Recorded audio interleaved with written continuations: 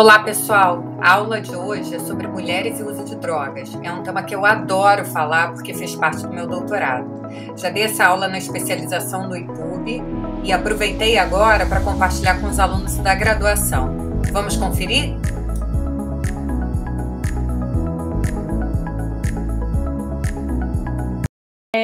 A ideia é hoje a gente fazer uma discussão que é muito importante quando a gente fala da questão do fenômeno das drogas, que é discutir essas minorias que se encontram em uma situação de grande vulnerabilidade quando o assunto é uso de drogas. Então, hoje nós vamos falar sobre mulheres e o uso de drogas.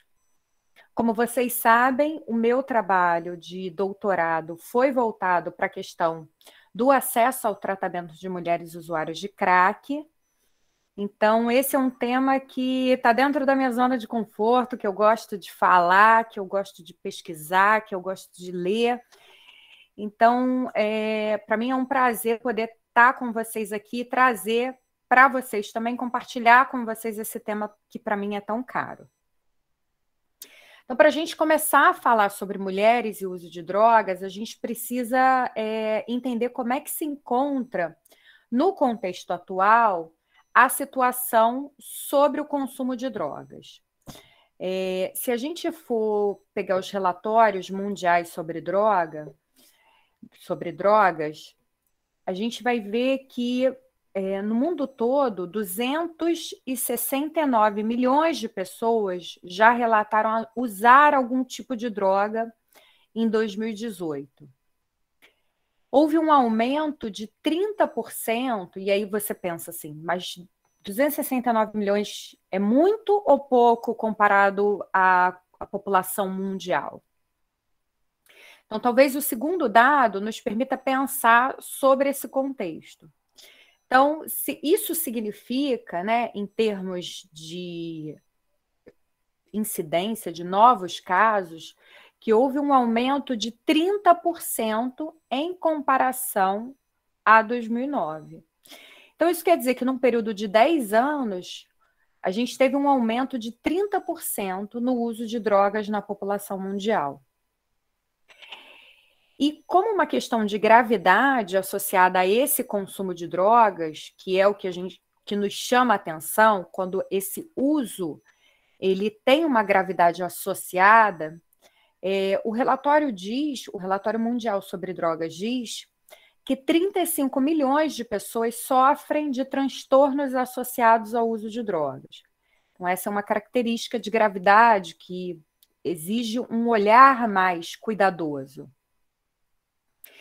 No contexto das opções por uma determinada substância ou outra, a gente percebe que os opioides continuam sendo os mais nocivos, pois na última década o número total de mortes associadas ao uso de opioides, e esse dado é interessante, né, teve uma alta de 71%. Quer dizer, você pensa, bom, dentre o que a gente pensa, né, em termos de uso de substâncias, falar dos opioides significa dizer que a gente está com uma parcela grande da população que faz uma escolha, talvez uma escolha que está sendo nociva, né, para a vida dela, já que esse uso não é um uso recreativo nesse caso, né, mas sim ele está relacionado ao número de mortes associadas por transtornos. E aí a gente está falando de uma droga, né, que dentro do hall de drogas, né, que a gente tem, ainda naquele grupo das drogas que são lícitas, né? Então, a gente ainda tem gravidade associada muito mais à licitude do que à ilicitude, né? Quando a gente fala de mortes associadas. É um número bem alto, né? Que nos chama a atenção.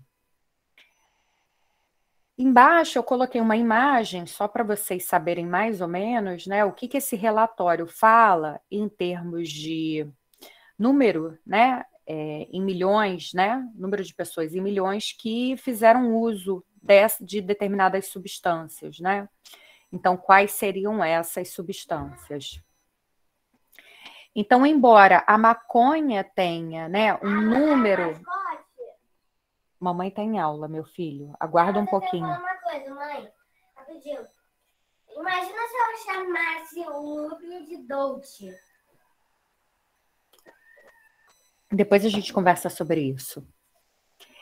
Então, se a gente olhar aqui embaixo, né, esses dados, que são os dados de 2018, que está no relatório de 2020, a gente observa que para a cannabis, né, para a maconha, a gente tem um uso de 192 milhões de pessoas. E para os opioides, que a gente estava dizendo anteriormente, tem milhões de pessoas. Mas a gente tem aí mortes associadas ao opioide muito maior do que quando a gente fala de uma droga como a maconha.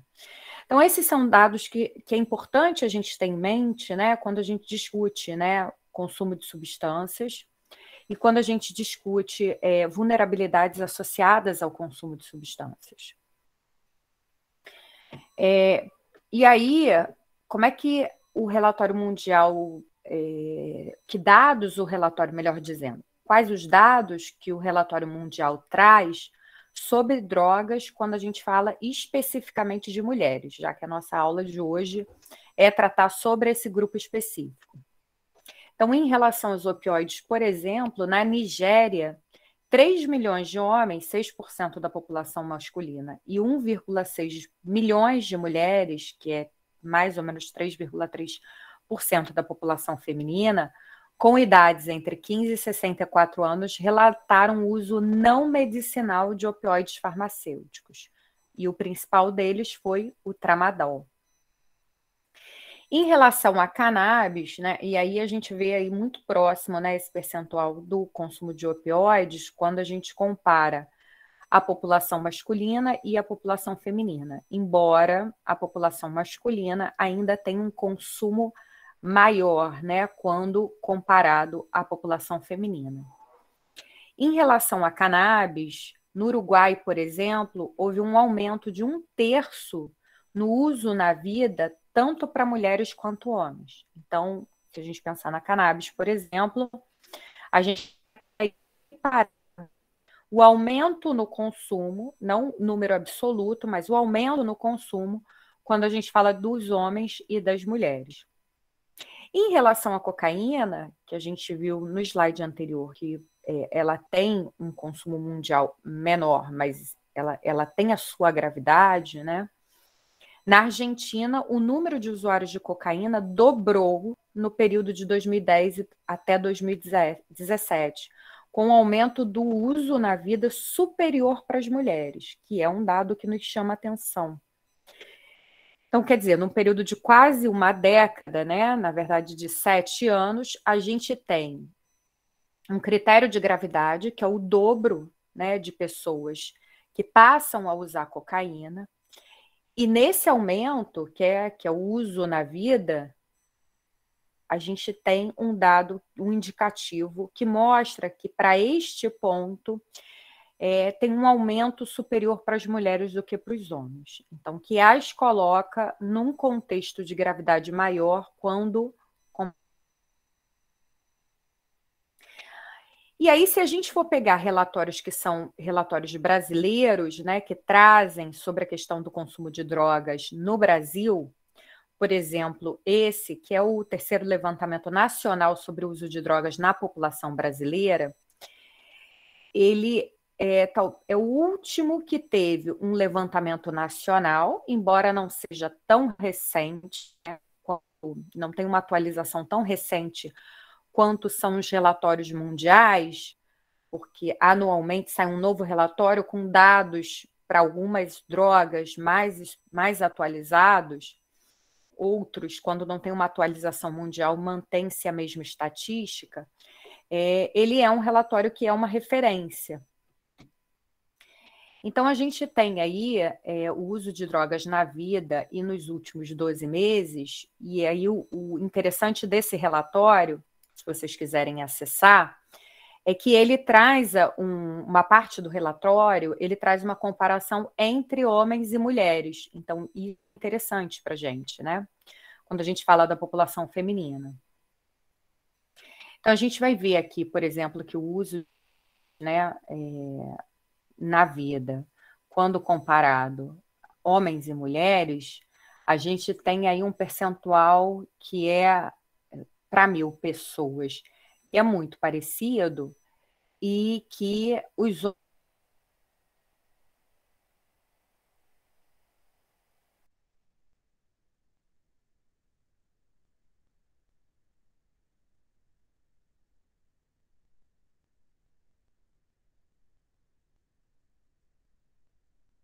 comparado às mulheres.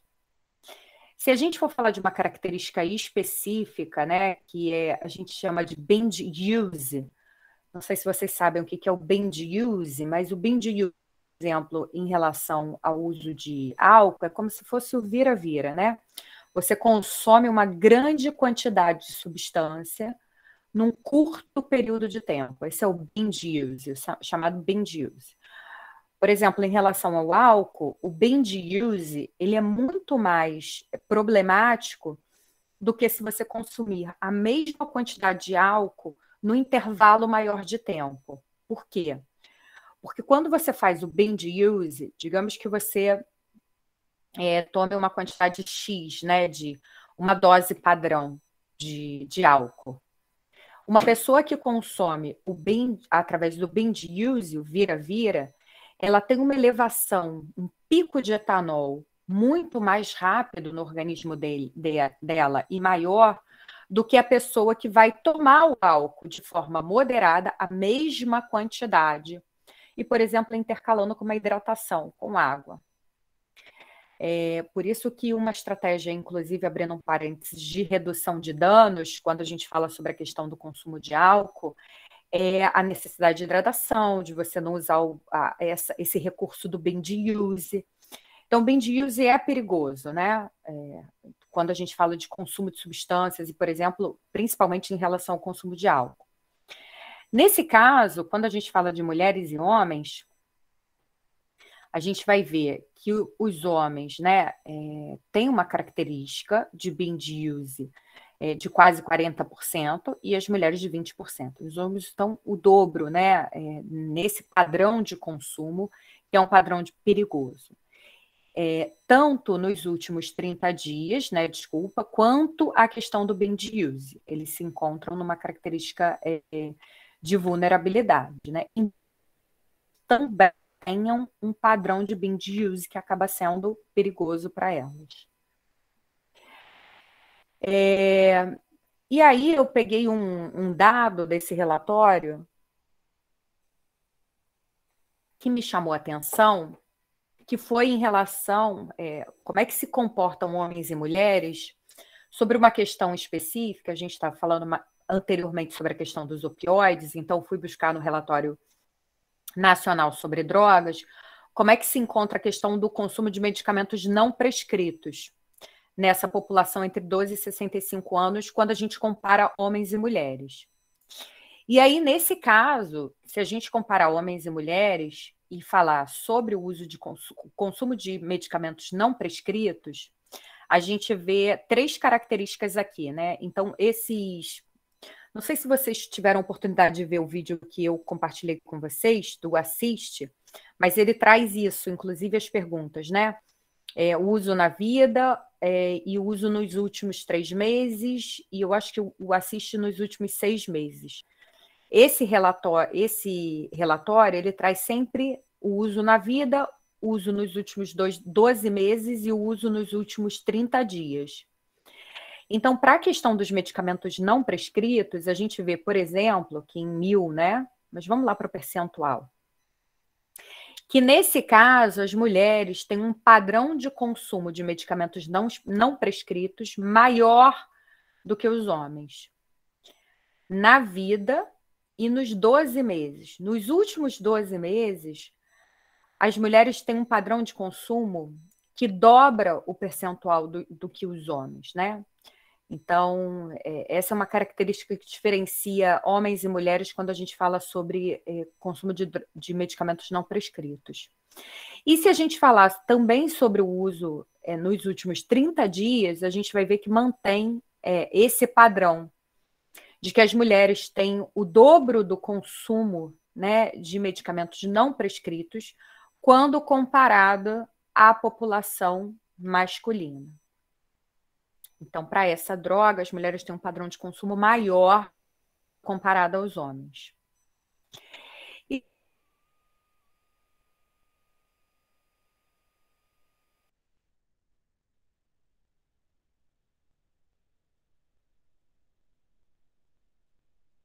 a gente tira aí álcool, tabaco e prevalência de dependência de alguma substância, e aí a gente tira álcool e tabaco.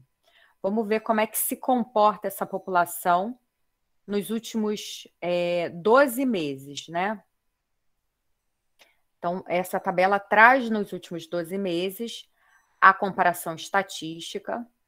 Embora não tenha havido diferença estatisticamente significativa na prevalência da dependência de alguma substância entre homens e mulheres, nos chama a atenção que esse padrão está equilibrado entre o consumo entre homens e mulheres. Alguém levantou a mão. Pode falar. Alguém levantou a mão, gente? Eu ouvi um barulhinho assim. Não, Pode...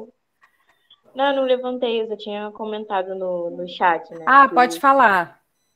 Os medicamentos, eles são as drogas socialmente aceitas para as mulheres. É super ok as mulheres fazerem uso de medicamentos não prescritos, né? Historicamente é o que é visto. Enquanto para os homens é ok fazer uso abusivo de álcool e tabaco. É bem característico essa questão de gênero. É verdade. Então a gente tem, isso obviamente tem um contexto, né, cultural de aceitação de consumo, tanto que, e aí eu vou falar um pouquinho mais à frente, quando você fala de mulheres que consomem substâncias ilícitas, e dentre elas, por exemplo, o próprio crack, elas têm um processo de estigmatização muito mais forte quando comparado à população masculina. Porque a gente tem, sim, uma aceitação cultural e contextual quando a gente fala da escolha de uma determinada substância. Então, isso é importante também. E aí, quando a gente diz aqui, né, essa tabela atrás, né, ela me diz que tem um número equiparado, né, de pessoas dependentes, e aqui não é mais uso na vida, nem uso nos últimos 12 meses, né, nem uso nos últimos 30 dias. A gente está falando de dependência de alguma substância. Então, é diferente. Então, dependência, a gente está falando de um olhar mais acurado, que a gente precisa ter um olhar mais criterioso.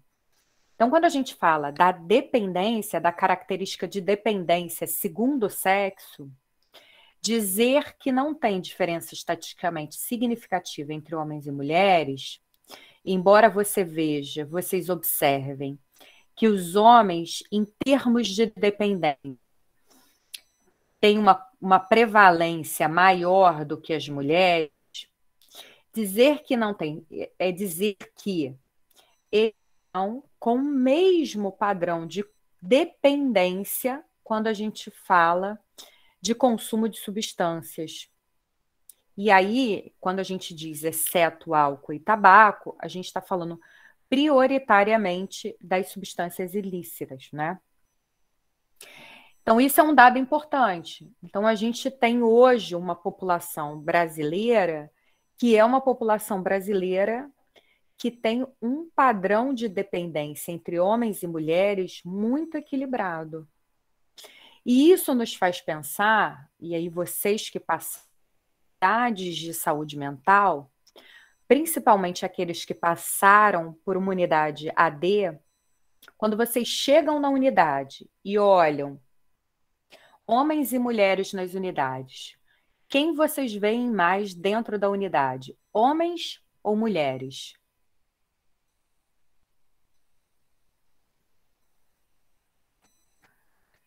O meu CAPS não era D, mas lá a gente via mais homens dentro das unidades. Aham. Não sei se tem alguém aí na sala que passou por uma unidade AD, né? Mas a gente, se a gente pudesse estabelecer uma ordem, né? Eu diria que é da ordem de 8 para 2, né?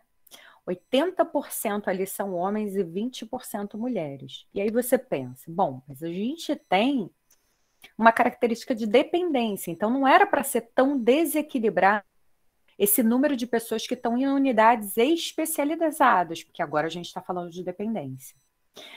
Mas como a gente estava tratando anteriormente, assim como tem uma questão contextual de aceitação cultural sobre a escolha de uma determinada substância, que define o padrão de estereótipo e estigma, também tem para a busca.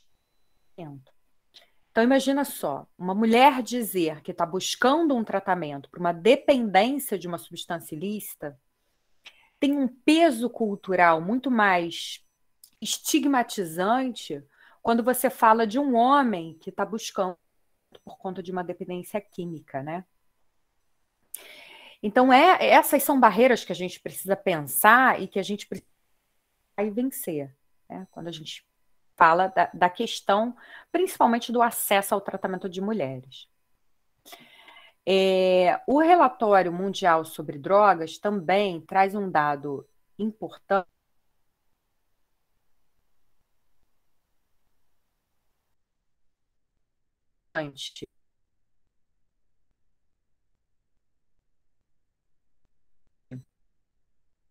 De 2008 a 2017, o DAILYs atribuído ao uso de drogas aumentou em 17%. E aí você vai falar assim, bom, mas o que tem de importante nisso, né? Falar sobre o DAILYs e o uso de droga, né? A gente está dizendo que a carga da doença relacionada ao uso de drogas, ela teve um aumento em 17%. Então, quando eu falo de DAILYs, eu estou falando da carga global de uma determinada doença, que é uma medição estatística que vai dizer para a gente qual é o desfecho dessa doença. Então, essa doença, qual é o grau incapacitante que essa doença tem? Então, eu estou dizendo que existe uma incapacidade associada ao uso de drogas muito grande, que aumenta em uma década, né? Aumenta em 17%. Então, você olhar, quando vocês pesquisam uma determinada morbidade, né? E olham o DAILYs associado a uma determinada morbidade, é um dado estatístico muito importante para vocês entenderem qual é a gravidade que essa doença tem quando a gente fala do contexto populacional, porque você está falando que existe um comprometimento dessa pessoa em manter habilidades sociais de trabalho, porque ela não ela tem uma carga de doença associada. Então, isso é muito importante, e aí é uma questão que nos chama a atenção, né? Quando a gente fala sobre o uso de drogas. Então, o DAILYs é a soma de anos perdidos, né? Quando a gente fala de uso de uma determinada, de uma morbidade associada a uma droga. Então, diz que essa pessoa ela não teve uma vida saudável, ela teve anos perdidos que impediram ela de manter as relações, por exemplo, trabalhistas. É um fator que se verifica, né, através do DAILYs. No Brasil, no período de 2010 a 2015, foram registrados pelo SIM 18 mil óbitos decorrentes de intoxicação. E isso indica que houve um crescimento de 3% no coeficiente de mortalidade. Então, existem também, para além disso, óbitos associados à questão do uso de substâncias. E somente os pré-adolescentes, representados pela faixa de 10 a 14 anos, apresentaram uma taxa de mortalidade superior para o sexo feminino em comparação ao masculino. Então, quer dizer, olha só, aí a gente está dizendo, se a gente fizer uma leitura aí voltada para a população feminina, a gente está dizendo que os pré-adolescentes, a gente tem meninas que têm uma taxa de mortalidade maior comparado aos meninos. Quer dizer, num período que já é um período crítico em termos de uso de substâncias, a gente tem uma taxa de mortalidade maior para as meninas. Olha só, as mulheres, cada vez mais cedo, estão numa situação de vulnerabilidade quando comparada aos homens. E se a gente pegar as mortes por transtornos relacionados ao uso de opioides, eles aumentaram entre as mulheres 92% em comparação com homens, que foi 63%. Mais um dado crítico, né? Então, quando a gente põe essa lente de aumento sobre alguns grupos, né, que são grupos em situação de maior vulnerabilidade, a gente começa a pensar o que a gente precisa fazer para intervir nessa situação que coloca as mulheres nessa situação de vulnerabilidade. E aí,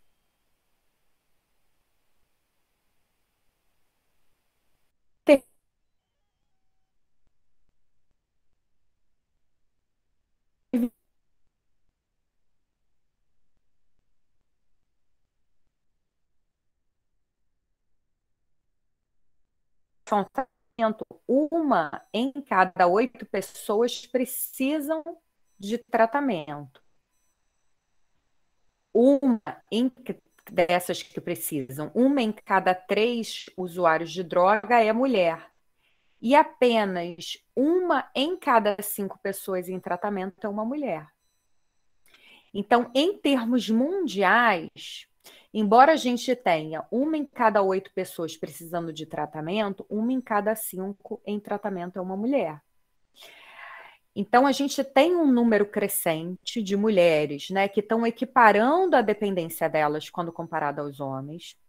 A gente tem uma gravidade que meninas, né, na faixa da adolescência, elas têm mortes associadas maiores quando comparado aos meninos, mas em termos de tratamento e de acesso ao tratamento, a gente tem um baixo acesso ao tratamento de mulheres quando comparado aos homens.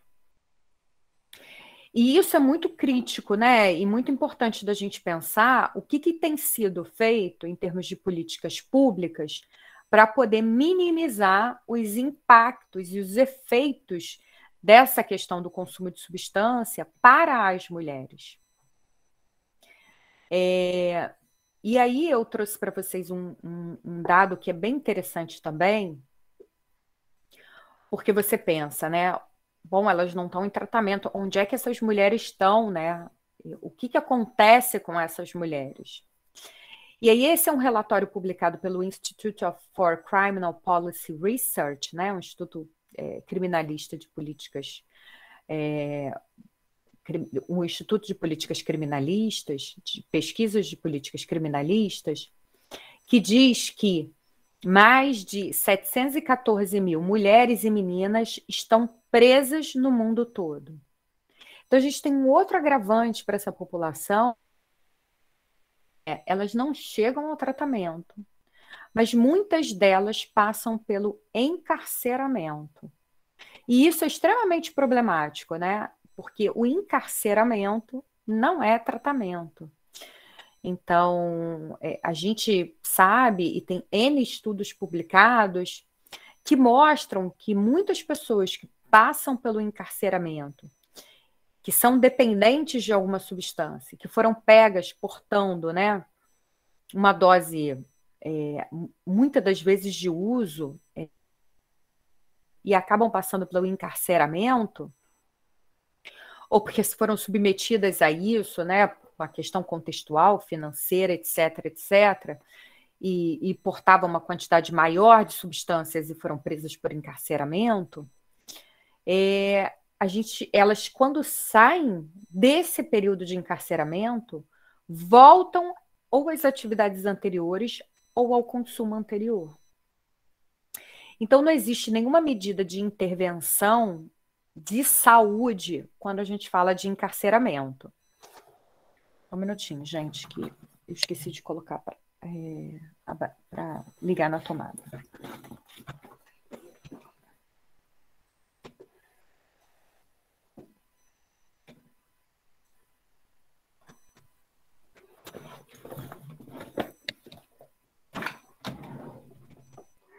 Uma coisa interessante também, professora, que eu lembro do documentário, é que uma das pessoas entrevistadas falou que dentro da cadeia é muito mais fácil de você usar droga.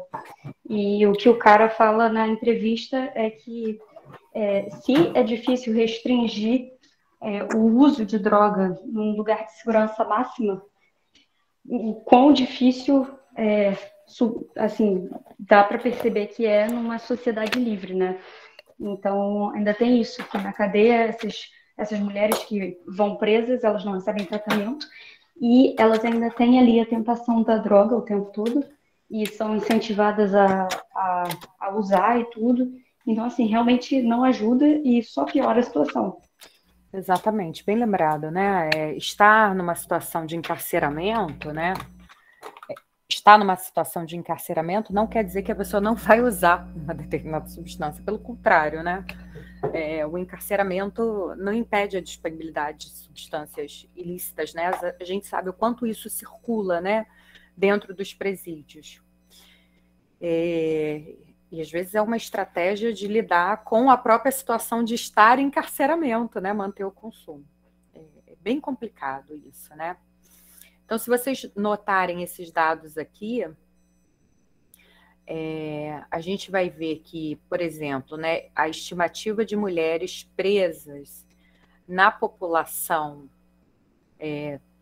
estimativa de mulheres presas, né, comparado à população total aqui, a gente vê que nas Américas, né, a gente tem uma política de encarceramento maior, disparada, né, quando comparada a outros países, por exemplo, a própria África, né, a gente tem uma política de encarceramento nas Américas muito grande, e a gente tem aí, quer dizer, nas Américas é quase a metade do encarceramento, da taxa de encarceramento mundial.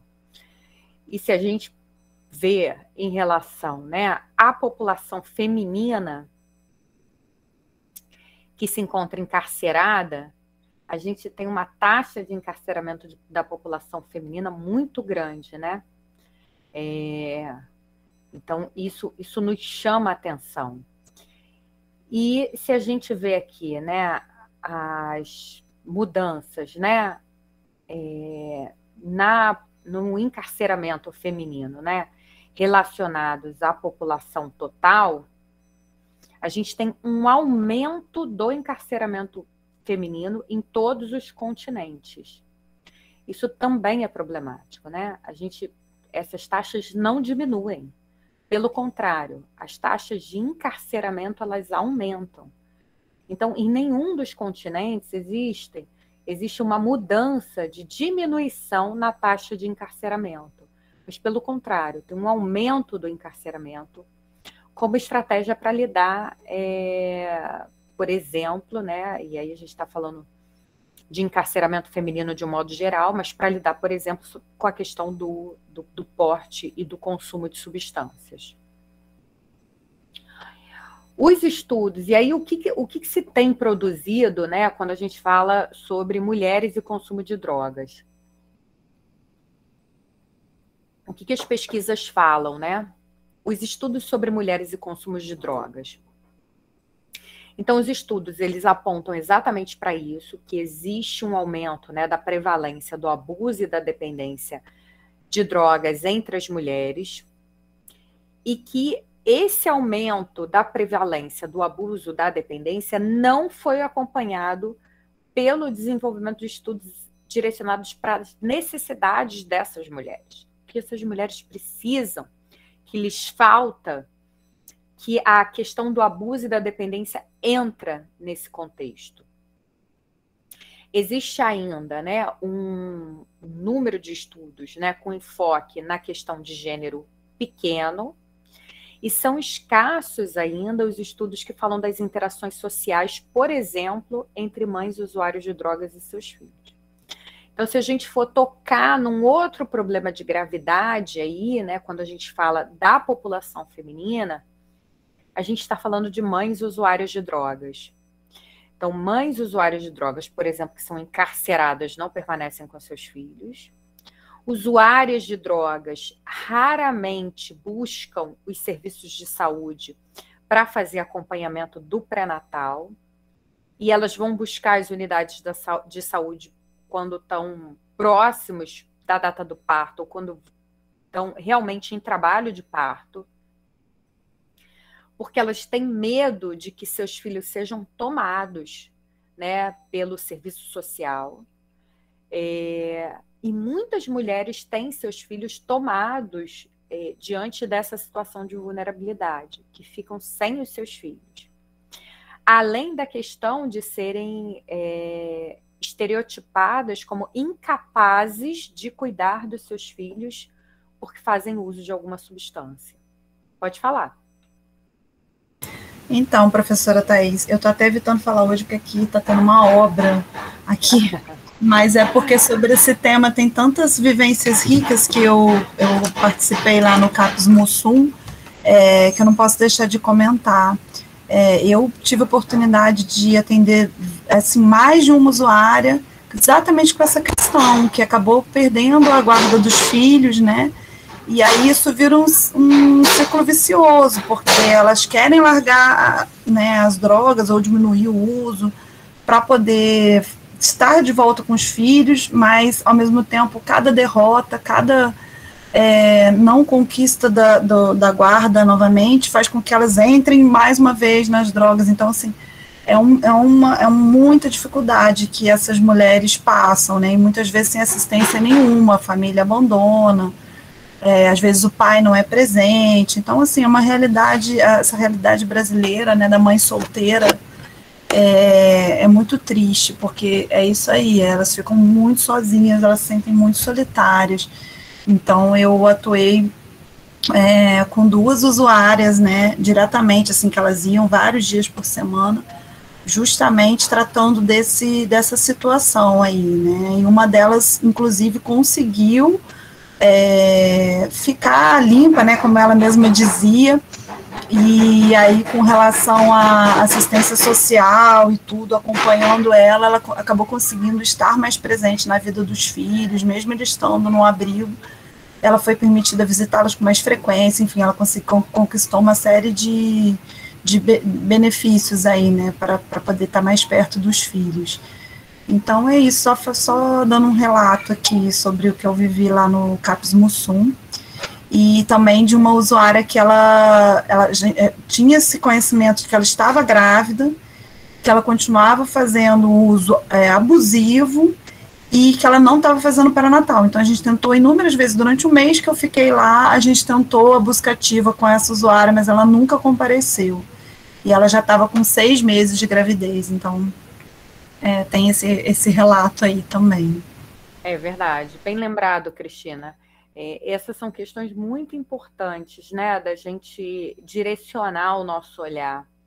Então, as mulheres buscam, muitas das vezes, o CAPS com a queixa não para diminuir o consumo de substância, para parar o consumo de substância, mas para lidar com questões que são relativas ao ser mulher, ao ser mãe. Por exemplo, perder a guarda dos filhos. Essa é uma demanda que chega frequentemente no CAPS. Então, como o CAPS tem que gerenciar isso, né, que são as questões que atravessam a escolha de uma determinada substância? Como lidar com essas questões? Além da questão das mulheres terem muito nas cenas de uso, como moeda de troca, né, para consumir uma determinada substância, acontece com os homens também, mas para as mulheres, que é a troca do corpo pela pedra, por exemplo, do crack. Inúmeros estudos já apontaram que essa é uma prática, né, que acontece nas cenas de uso. Então, enquanto existem vários riscos associados relacionados às doenças sexualmente transmissíveis, também existe a questão de uma gravidez não esperada nesse momento, né? E aí começa uma outra luta de você conseguir que essa mulher faça o pré-natal. E muitas das vezes elas não vão para o pré-natal porque elas entendem que estar no pré-natal é estar em abstinência. E aí é o complicador, né? Como é que eu vou buscar o pré-natal se eu sei que eu tenho que estar em abstinência? É um conflito para essa mulher. Então, como gerenciar essas questões, né? Como trazer essa mulher para mais perto dos serviços de saúde, sabendo, obviamente, dos riscos associados, né, para esse bebê, quando a gente fala de um padrão de consumo elevado de uma determinada substância. Então, a gente tem os bebês que nascem, os bebês que são dependentes, né? E as doenças associadas a um padrão de consumo elevado durante a gestação. A questão é pensar que estratégia a gente consegue lançar a mão para ter essas mulheres mais próximas dos serviços de saúde, para que a gente possa pensar junto com elas intervenções. Então, isso é uma coisa que a gente precisa olhar. Se a gente for fazer uma busca aí nessas bases de dados, por exemplo, a Web of Science, né? A gente vai ver como se centralizam os estudos quando a gente fala sobre consumo de substância, né? Ou abuso de substância. Então, a gente tem estudos, né, muito voltados, né, para a questão psiquiátrica, estudos voltados para a questão farmacológica, e estudos, uma quantidade menor de estudos, né, que falam sobre a questão da psicologia social, da questão do ambiente, né? Então, a gente tem que pensar como é que a gente precisa direcionar esses estudos para que eles nos tragam respostas para as nossas necessidades atuais. Então, por exemplo, uma busca feita, né, na Scopus, que é uma referência que a gente tem em termos de busca de artigos, né, consagrada, ao invés da gente ter um aumento quando a gente procura lá estudos sobre substance abuse, ao invés da gente ter um aumento desses estudos, a gente tem uma diminuição. A gente teve um pico em 2019, mas a gente tem uma diminuição aí a partir de 2020, menor do que há 5 anos atrás. Então, por que a gente tem uma diminuição desses estudos relacionado ao consumo de substâncias? No Brasil, a gente tem um número de estudos ainda menores, né, quando a gente fala sobre consumo de substâncias e direcionado para a questão específica das mulheres.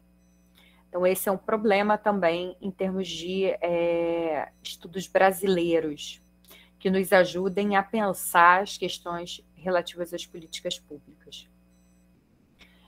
E aí a gente tem um outro problema a enfrentar, que é o entendimento da figura da mulher, né? Quando a gente, no social, quando você pensa qual é a imagem da mulher, a imagem da mulher é uma imagem muito cruel para a mulher, né? Que é aquela mulher perfeita, é a mulher bonita, é a mulher que está sempre bela, é a mulher que precisa que aos 50 anos tem que parecer que tem 20. E quando a gente fala das imagens associadas, né, uma das principais drogas de consumo, que é o álcool, tanto para a população feminina quanto para a população masculina, a imagem da mulher ainda é uma imagem de que essa mulher é uma mulher bonita, uma mulher bela, uma mulher desejável, né? Então, as campanhas publicitárias são muito cruéis, e elas trazem esse estigma, esse estereótipo relacionado à mulher, de incentivo para uma determinada substância e de estigmatização para uma outra substância. Então, elas estão sempre reforçando um comportamento social, uma configuração de um ideal do corpo feminino, que coloca as mulheres numa situação de conflito muito grande, né? E aí, se a gente pensar sobre essa imagem social, comparar isso quando a gente fala do crack, que é uma droga danosa e cruel para todos e para a mulher também, a gente vê que a imagem é essa, né? É uma imagem de afastamento da mulher, de estereótipo, de estigma. Então, a gente tem uma desigualdade aí de gênero muito clara quando a gente fala dessas representações sociais que são depreciativas para a mulher usuária de drogas e que estão a todo momento expressando um lugar de exclusão. Então, se a gente voltar àquela pergunta, por que essas mulheres não chegam aos serviços de saúde? Por que essa ordem, né, quando a gente olha para o número de mulheres que estão dentro de um serviço de saúde mental voltado para as questões relativas ao álcool e outras drogas e o número de homens, a gente está falando de que a gente está enfrentando muito mais do que estar num serviço. A gente está falando das representações sociais de gênero quando a gente fala do uso de uma determinada substância. Então, a gente não pode perder isso de vista quando a gente faz uma discussão de gênero e uso de drogas. E aí, o que tem em termos de política nacional voltada para as mulheres, né? Então, o Relatório Mundial sobre Drogas, ele diz que a gente precisa, né, de políticas públicas, de direitos iguais, de uma política responsiva voltada para as questões de gênero, quando a gente fala do uso de drogas, né, das questões relativas ao consumo de drogas e das doenças relacionadas a isso. Então, a gente precisa de políticas, do desenvolvimento de políticas públicas que sejam voltadas para os direitos da população, para as questões de gênero, principalmente quando a gente fala do fenômeno das drogas. Então, existe já, os relatórios sinalizam essa necessidade. No Brasil, quando a gente pensa sobre a questão de políticas públicas e o uso de drogas, a gente tem aí uma série de programas, e a gente tem, por exemplo, a Política Nacional de Atenção Integral ao Usuário de Álcool e Outras Drogas, o Sistema Nacional de Políticas Públicas, a Lei 11.343, o Plano Emergencial de Acesso ao Tratamento e Prevenção ao Álcool e Outras Drogas, dentre outros. Sem a gente tocar numa questão problemática que a gente já conversou numa outra disciplina, que é a mudança das políticas públicas voltadas para a saúde mental nesse momento. Mas a gente ainda tem, políticas públicas escassas quando a gente fala da questão de gênero. Não existem políticas públicas específicas, né, voltadas para a questão das mulheres e uso de drogas. Então, todas essas, elas são generalistas quando tocam na questão da necessidade de intervenções e reorganização da rede de cuidado sobre a questão do uso de drogas no Brasil. Então, nenhuma desses programas, dessas políticas, vai tratar especificamente das questões relativas às mulheres. Então, hoje, para a gente discutir, né, para a gente dizer o que a gente precisa, Thaís, em termos para pensar em termos de tratamento de mulheres usuárias de crack. Então, a gente vai lidar com a questão da imagem atribuída à mulher, Então, a gente não pode deixar isso de lado, vinculado aos aspectos de marginalidade, de violência, de perda do controle sobre si, a relação dela com o consumo de substâncias. A gente vai ter que lidar com uma mulher que usa a droga como algo da ordem do incompatível, em termos de aceitação social, do lugar ocupado pela mulher. A gente espera que essa mulher ainda seja a mulher que cuida da casa, que cuida dos filhos, que dá conta de uma jornada dupla ou tripla de trabalho, mas não é a mulher que faz uma escolha de consumir esta ou outra substância, né? É óbvio que todo padrão de consumo, que é um padrão de consumo que coloca uma pessoa em risco, ele deve ter um olhar atento, né? Ele é um padrão de consumo que precisa de ajuda, para qualquer que seja a substância. E quando a gente fala de drogas que já têm o seu lugar de marginalização, a gente tem uma imagem da mulher como lixo, sem valor, principalmente em relação ao crack. Então, uma das coisas que eu tratei na minha tese e que é muito importante, porque como os serviços de saúde precisam entender, por exemplo, que a gente precisa de grupos específicos voltados para as questões das mulheres. Então, dificilmente elas vão tratar das questões que lhes são específicas, cuidado com os filhos, a questão relacionada ao corpo, a imagem da mulher, num grupo misto. Os grupos de gênero são grupos interessantes e importantes para atrair essas mulheres e para dar voz a essas mulheres. Então, são grupos que permitem a expressão desse lugar do feminino, que é muito diferente do homem. Quando a gente fala do contexto cultural de um modo geral, macro, e do micro, que é a mulher que usa uma determinada substância. Então, é importante pensar sobre isso, que ferramentas e quais recursos a gente pode lançar a mão num serviço quando a gente fala da necessidade desse olhar específico para as mulheres.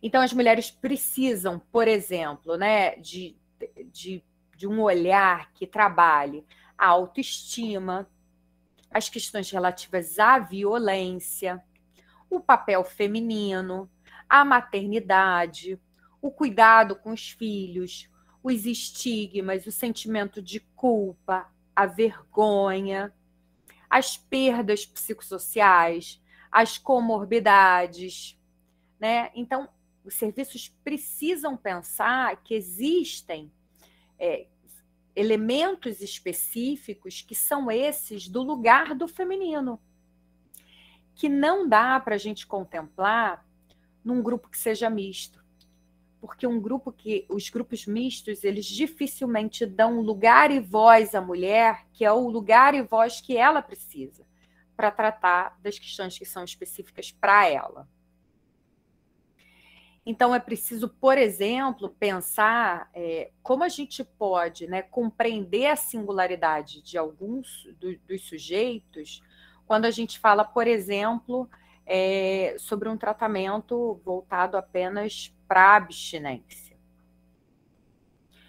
Então, como é que a gente trabalha a questão da redução de danos, que tem sido muito cara e importante, dentro da necessidade de cada sujeito?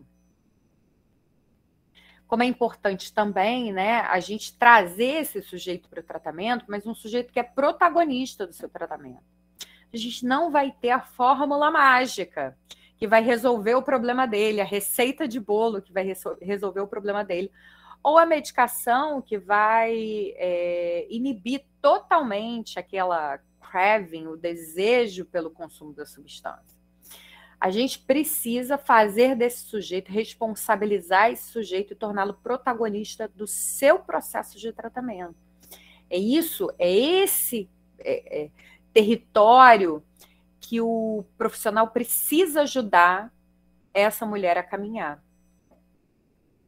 E um dos desafios que a gente tem, né, hoje ainda, e cada vez mais com a mudança dessas políticas públicas, é o investimento financeiro nessas unidades, que são unidades muito importantes que vocês passaram, que são esses centros de atenção psicossocial, e nesse caso, voltados para a clínica D. Porque a gente precisa, sim, de melhoria de instalação, de ambiência, de recurso, de condições estruturais, materiais, para que seja possível ofertar um cuidado digno a essa população. Então, quando a gente fala, por exemplo, do tratamento de mulheres usuárias de crack, né, uma das coisas que eu trabalhei na minha tese, o que é importante a gente pensar, né? O que as mulheres falam, como é que elas chegam no serviço, o que define o acesso ao tratamento das mulheres usuárias de crack. Então, as mulheres usuárias de crack, que é um grupo, né, de uma gravidade que precisa de um olhar atento, elas chegam nas unidades normalmente quando elas já estão com o corpo completamente adoecido, descrito como corpo em falência mesmo, porque passaram horas, dias na cena de uso, usando intensivamente a pedra. Então, com questões clínicas associadas, então chegam ao CAPS com esse corpo em falência, que mostra os efeitos produzidos no corpo delas. Então, a demanda delas de acesso ao tratamento é sempre uma demanda voltada para o corpo. E elas chegam com uma fala, né, desse estigma social de ser cracuda. O que elas buscam nesse tratamento? Elas vão buscar uma fala voltada, né? Se tem remédio e tem abrigo como remédio, né, a solução, né, para as questões relativas a esse corpo em falência e precisando de um lugar de descanso, um abrigo, e chamam o CAPS, né, do local de abrigamento delas, ou porque estão fugindo de uma dívida que contraíram nas cenas de uso e precisam mesmo de abrigo e proteção. E elas vão recorrer e vão lançar a mão de ferramentas que esse CAPS vai precisar ter em suas mãos para garantir esse acesso ao tratamento das mulheres usuárias de crack. O que elas pedem? Abrigamento e medicação. Então, elas precisam de um lugar de descanso, de um lugar de proteção e a medicação nesse lugar de contenção. Eu preciso de algo que me ajude a interromper neste momento os efeitos produzidos pelo crack num corpo que já se encontra em falência, né? Quando essas coisas são vistas pela equipe de saúde, essas questões da demanda do acesso ao tratamento, a gente tem chances aí de ter um tratamento iniciado, do acesso ao tratamento se tornar de fato um tratamento. Então, a gente precisa de um olhar acurado, né, quando a gente fala de questões de gravidade em relação ao consumo de substâncias, então, por exemplo, em relação ao uso do crack, para esse grupo que é o grupo das mulheres, né? Bom, e do ponto de vista dos profissionais, o que os profissionais fazem? Eles normalmente olham se essa mulher que chega ao serviço ela está numa situação de risco, que precisa ser acolhida imediatamente no CAPS. Se eles não detectarem a situação de risco, ela não essa situação de risco não é respondida, por exemplo, pela oferta de um acolhimento noturno para essa mulher. E a mulher chega com uma queixa, né, de que há um abandono e solidão e a necessidade do corpo em falência. Quando essa situação de risco é acionada e entendida, e essa mulher entra no serviço, né, por exemplo, lançando mão do acolhimento noturno, é uma forma que os profissionais detectam como uma oportunidade de estabelecimento de vínculo. E a medicação para os profissionais é uma oferta de barganha, né, para que essa mulher permaneça no tratamento, que ela possa retornar ao tratamento. E que, para isso, existem alguns facilitadores importantes, né? Por exemplo, o serviço precisa estar desburocratizado e flexível para acolher essas mulheres. Então, embora você tenha um PTS ali estabelecido, é importante ter flexibilidade nesse projeto terapêutico. A questão dos grupos, que a gente comentou, né, dos grupos principalmente voltados para as mulheres. E uma questão super importante que esses profissionais falam, que só é possível garantir o acesso ao tratamento na medida que existe um trabalho no território, um trabalho na rua, um trabalho no local onde as pessoas estão, para que elas possam chegar às unidades. Então, quanto mais para fora for esse serviço, quanto mais ações no território ele fizer, quanto mais vinculações com essa rede territorial ele construir, mais chances a gente tem de garantir o acesso ao tratamento de usuários de droga, em especial de mulheres usuárias de droga. E aí, para fechar, né, a nossa conversa de hoje, esse material que eu trouxe para vocês, eu trouxe uma frase de uma feminista, né? Falar de mulheres usuárias de droga, a gente fecha com uma frase feminista, que ela diz: sempre fui feminista. Isso significa que eu me oponho à discriminação das mulheres, a todas as formas de desigualdade baseadas no gênero, mas também significa que exijo uma política que leve em conta as restrições impostas pelo gênero ao desenvolvimento humano. Então, Judith Butler fala disso. Então, que a gente possa ter um olhar atento às questões relacionadas ao gênero e às políticas públicas que são necessárias para a população feminina.